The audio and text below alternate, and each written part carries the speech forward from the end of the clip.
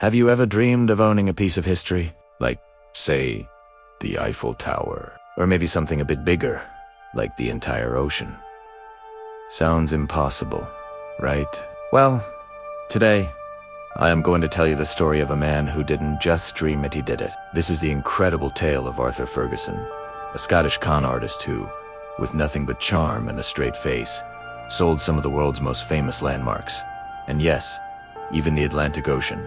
Born in Scotland around 1883, Arthur Ferguson wasn't your typical criminal. He was a master of psychology, an actor who found his stage on the streets of London and later, the United States. His story begins in the 1920s, a time of booming optimism and, as it turns out, incredible gullibility. Picture this. Trafalgar Square, London. An American tourist is admiring Nelson's Column, that iconic monument celebrating a naval hero. Suddenly, a well-dressed, distinguished-looking man approaches him.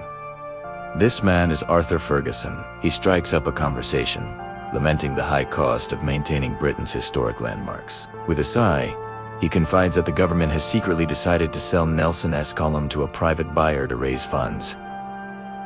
The tourist is stunned. Ferguson, seeing his chance, presents himself as the official agent in charge of the sale.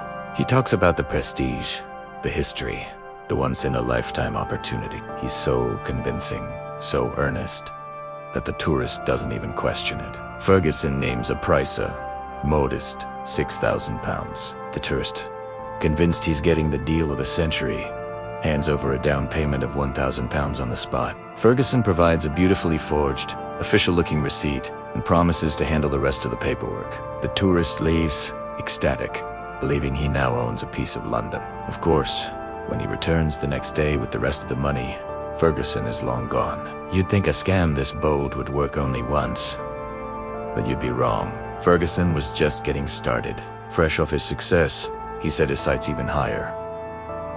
His next target? Big Ben. Yes, the clock tower. He found another wealthy American and sold it for a £1,000 down payment. He then moved on to Buckingham Palace, leasing it out to a Texan rancher for a weekly fee. Convincing him the royal family needed a place to stay while on vacation, he sold the palace for a £2,000 down payment. Scotland Yard was baffled. They had reports of these impossible sales, but the con man was like a ghost, leaving behind only bewildered victims and fake documents. Ferguson realized that his most receptive audience was wealthy and often naive American tourists. So, like many ambitious Europeans of his time, he decided to take his talents across the pond. He arrived in America, ready for the big leagues. And what's bigger than London's landmarks? How about the entire Statue of Liberty? Upon arriving in New York, Ferguson saw Lady Liberty and knew he'd found his next mark. He found a wealthy cattle rancher from the Australian outback who was visiting the city. Ferguson approached him with a story that was both brilliant and absurd. He explained that the harbor needed to be widened for new shipping lanes, and unfortunately, the Statue of Liberty was in the way. The US government, he claimed, had no choice but to dismantle and sell it for scrap. The rancher was heartbroken at the thought. Ferguson, ever the opportunist, played on his sympathies. He suggested that instead of being destroyed, a man of taste and means like the rancher could buy the statue and have it shipped to his estate in Australia. It would be an act of preservation. He even arranged a private tour for the rancher, hiring a fake harbor master to show him around Liberty Island and discuss the logistics of dismantling the massive statue. The price, a cool $100,000. The rancher, completely sold on the idea and his role as a cultural savior, paid a hefty down payment. Ferguson promised to oversee the deconstruction crew and vanished, leaving the rancher waiting for a statue that was never going to be moved.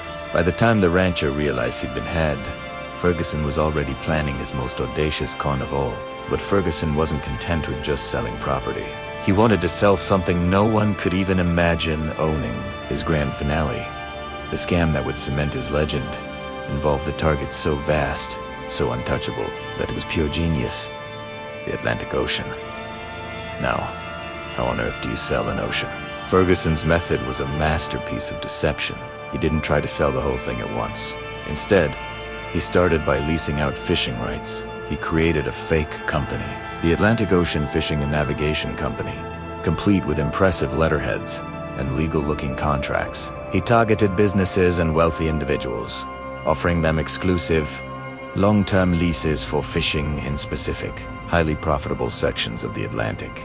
He backed up his claims with forged government documents and insider information about upcoming regulations that would make these leases incredibly valuable. But his most incredible feat was selling a massive portion of the ocean itself. He approached a group of real estate developers, not with a story about fishing, but with a tale of massive international debt. He claimed that several European nations owed the United States a colossal sum after World War I. To settle this debt, they had secretly agreed to cede control of a large part of the Atlantic Ocean. Ferguson positioned himself as the broker for this unprecedented transaction.